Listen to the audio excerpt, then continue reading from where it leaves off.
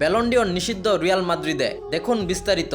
2024 সালের Ballon d'Or পাওয়ার কথা ছিল ব্রাজিলিয়ান তারকা ভিনিসিয়াস জুনিয়রের, কিন্তু নানা নাটকীয়তায় শেষ মুহূর্তে ব্যালন ডিওর উঠে ম্যানচেস্টার সিটির রদ্রির হাতে। এ ঘটনার প্রতিবাদে সেই দিন ব্যালন ডিওর অনুষ্ঠানেও যায়নি রিয়াল মাদ্রিদের কেউই। ভিনিসিয়াসের সঙ্গে এমনটা করায় ভীষণ ক্ষুব্ধ হয়েছে ইউরোপের সফলতম ক্লাবটি।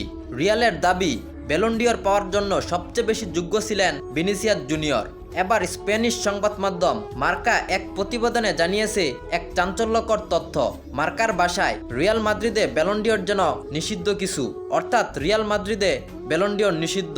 ব্রাজিলিয়ান তারকাকে ব্যালন ডিওর থেকে বঞ্চিত করায় রিয়াল মাদ্রিদের পরিচালকরা সিদ্ধান্ত নিয়েছেন এই শব্দটি আর উচ্চারণ করবে না তারা। রিয়াল মাদ্রিদ পরিচালকরা চান ব্যালন ডিওর বলে কিছুই নেই এমন একটি পরিবেশ তৈরি করতে, অর্থাৎ ক্লাবটিতে ব্যালন ডিওর নিয়ে কোনো আলোচনা হবে না আগামীতে। ফ্রান্স ফুটবল কর্তৃক প্রদান করা ব্যালন ডিওর না জিতলেও 2024 সালের FIFA the best man's award পুরস্কার জিতেছেন ভিনিসিয়াস জুনিয়র।